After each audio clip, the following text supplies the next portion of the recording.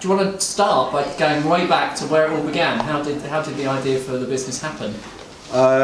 So I'm Tom Kay, I'm the founder of Finisterre, and this is a brand that started about 13 years ago. And probably before I started that, sort of get understanding how I started it is sort of how sort of upbringing. My mum and dad always wanted to give me a love of the sea when they're bringing me up, and that sort of I had that from a very early age, and that really sort of very lucky to have had that. And when I got about 15 or 16, I got into surfing. Some people get into music or art, photography, and that was pretty much what dictated a lot what I did in my life. Went to Bristol Uni, did biology, and then ended up doing a chartered surveying job in London for a year and a half. And at that time, I suddenly realised that wasn't anything that kind of combined any of my passions, and so set about starting a brand up that represented sort of love of the sea, around surfing and sort of surfing that we were doing over here in the UK, in Ireland, Scotland, Wales, where it's cold starts, it's raining, it's windy, it's fickle, but there's a real romanticism to it as well. And then about that time I was looking around the industry, and nobody was really making the product that I needed, and so I started looking at knitwear, merino wool base layers, insulation jackets, and all the sort of product that's really relevant to me as a surfer over here. Back then it was bikinis and board shorts and flip-flops, and that was about it. And also with the business I wanted to kind of have a very strong sustainable agenda. Back then there wasn't really any sustainability in the industry at all, so we've really had that at the core of the business since we started, and that's working with natural fibres, working with recycled polyesters, recycled film, no down, and just building really good product that lasts a long time.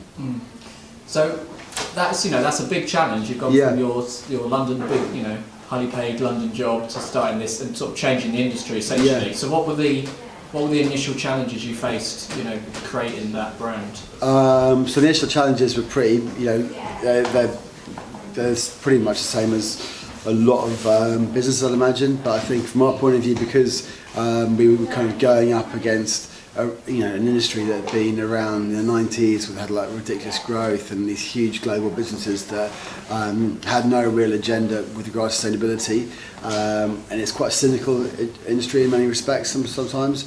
So we were this little brand from Cornwall, making product like this and really kind of trying to put recycled recycled polyesters in our line, work with walls and stuff like that. So there's a lot of challenges around sort of getting people to believe that what we were doing was kind of the way forward and was pioneering and was different.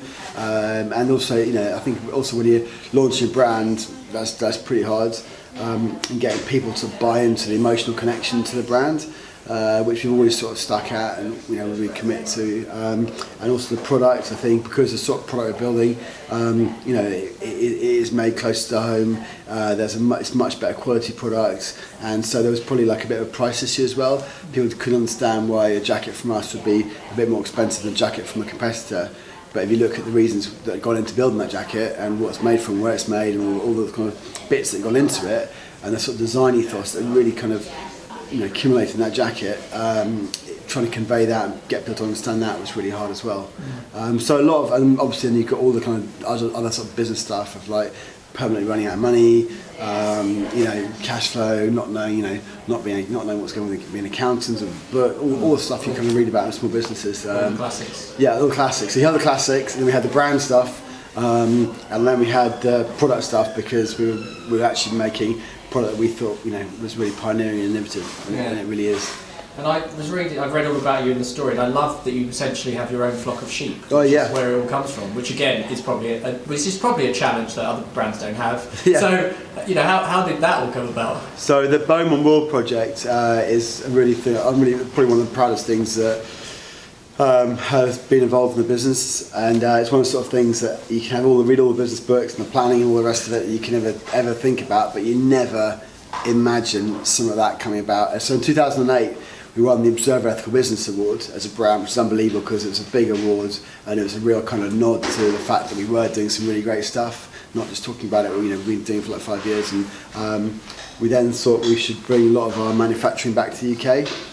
we work a lot with merino wools for blend merino wool, and so we started to look around, and you drive anywhere, around the UK, you see sheep everywhere. So we started thinking there must be the possibility of getting merino sheep in the UK, which means that we could get our wool from the UK rather from New Zealand. And we started looking around, and one of the guys working at this time, we came across this farmer, Leslie Pryor in Devon, and she basically found a flock of sheep called the Beaumont, and there's 29 of these Beaumont flock, and they basically were the perfect fine fibre sheep that can survive in the UK. So basically the British answer to merino, but 29 sheep is obviously not very many sheep, and so for 4 or 5 years we sheared the sheep and stored the wool, and she grew out the flock. There's now 350 sheep, and we make Beaumont jumpers every year, and it's a really fine fibre sheep. So, and it's a really great story of the brand coming together, of like unbelievable product, a really good sustainability message because it's natural fibre, and also we've totally resurrected the British supply chain. So it's all made in the UK and sourced and scoured and combed and spun, and then it's about people as well, and that's a really great relationship we have with Leslie. So that's a really good example where the whole thing, the brand sort of came together in a really good story. I mean, there's a lot around, a lot of advice to businesses is building a community, building a story, and you've got such an amazing story. But how do you, if someone say walk into the shop for the first time, how do you communicate all that stuff that's behind the product, and you're not just another, clothing company? I think for us to sort of stand out, we've always sort of been committed as a brand to people, product and environment, and that's kind of what it started on, and that was like 12, 13 years ago. We really sort of stuck to those pillars of the brand, and whenever we kind of get into a shop, we're in our Bristol shop here, this is our latest shop, and it really this is probably the best iteration we've ever done of the brand, where you can look around and you can engage with parts of the brand, emotionally, visually, and it just really lives and breathes it. And it's something we work really hard at, and so it's not easy, but you have to just bring the stories to life. And some people just want to walk in here and just take a look around and sort of maybe soak up a bit of the brand, then go off and maybe go off on their own adventure, I don't know, but if you look around, there's everywhere I look, there's a little bit of inspiration, a little bit of the brand that is brought to life in certain areas, and the narrative is sort of really lifted. Does that answer the question? Sorry. It does. No, definitely, it does. So you've got physical stores. So going from your online to start with, and opening physical, particularly opening a London store. That's quite a big thing. So why did you decide to make that move, and what sort of challenges again did you face when you opened? We'll start with the London one. Well, so originally it was a 3-page website above a surf shop in St Agnes, and then we opened our store in St Agnes first, and that was a real challenge. And I think I always say when you walk into the workshop in St Agnes, it's a real the sort of feeling you get from walking into the workshop is a perfect physical representation of an online brand, and conveying that. So we did that with our shop in St Agnes, and then we did that with our shop in London, and now we've done that shop in Bristol, and it comes back to really bringing the brand and the product to life. That is an experience. People, when they walk in there, they can really sort of soak up bits of the brand. They can chat to the staff. They can grab a coffee, and it's more about a kind of bit of a journey. They can with the sort of sense of community that people want to come and get into the store and really engage with the brand. And it's something again we work really hard at. And I think the challenges are, for us, I think we've always had a good narrative, and we always try and get a good narrative. And there's a difference between having a good narrative that sort of fits your brand and having one that is forced. And I think ours is a really legitimate narrative. And brands start for a reason. We have really strong pillars in terms of what the brand stands for, and that comes across in the product, and hopefully we convey that to our community and our customers. But it's something we always work at, and it's never a done deal. We're always sort of tweaking it and honing it and taking feedback and hopefully improving the kind of experience. I mean, the staff, like you say, are crucial to you, because they're the people that you don't want them to just be standard retail store people. So how do you make sure that the staff get the story and can communicate that to I mean, the staff on the front line basically of meeting people, meeting the customers, meeting the community, and so they come down to St Angus quite a lot, and they kind of get really immersed in the brand. When you come down there, you know, it's 200 metres from the sea, from the cliff, on the side of an old tin mine in a beautiful village in North Cornwall. There's boards by the door, there's dogs. It's really living and breathing the brand.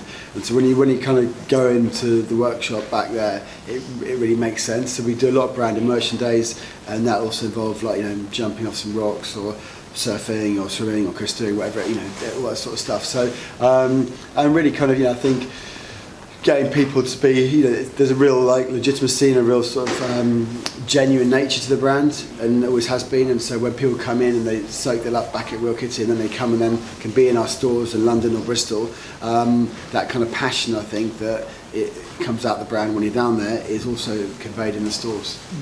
I've seen, you know, there's like hashtags on the wall and there's photos and stuff like that. So, you know, in these modern days, I guess social media is that a significant part of how you communicate the story?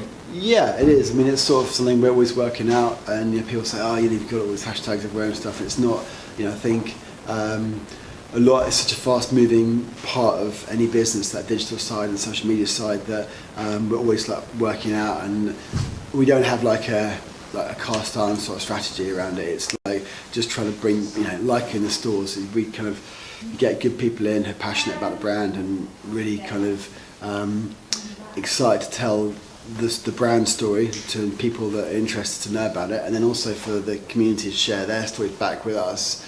That's how the kind of the format works. So it is really important, and it's something, but it's not, you know, I don't think, you know, we haven't got like an agency doing our social media strategy. We just you know, guys that sort of write, you know, interesting stories and put interesting images up, or that sort of thing. So it's a bit of making it up as you go along, but I think, you know, if you can get stuff ready for the brand, it works. Yeah.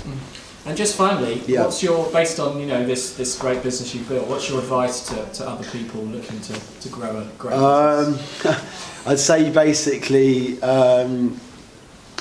I think the probably the biggest thing with the businesses that I speak to people, we do quite a lot of talks at universities and stuff like that. And I get asked that question, what's the biggest bit of advice? Two things: you'd probably just go for it, and secondly, you're probably going to have, in any decision, you're probably going to know about 75% of it. 25% of it is a bit of you know, serendipity, a bit of luck, a bit of making up as you go along. If you try and land everything on a sixpence all the time, you just won't go anywhere. So, you know, you like open a store in Bristol, and I think it's going to be a great place for us. But it's still, there's no guarantee that it's going to be, you know, it's the place where it's going to go. I mean, it's just a sort of feeling that it feels right to be here, really excited to be here. Got a lot of customers here, it's a good street, and the rest of it. But still, there's always an unknown, I suppose, is what I'm saying. And so. That 25%, just, you know, you can't work everything out, so just go for it. Yeah, probably. Yeah. Tom, thank you very much. Thank you very much. Thank you.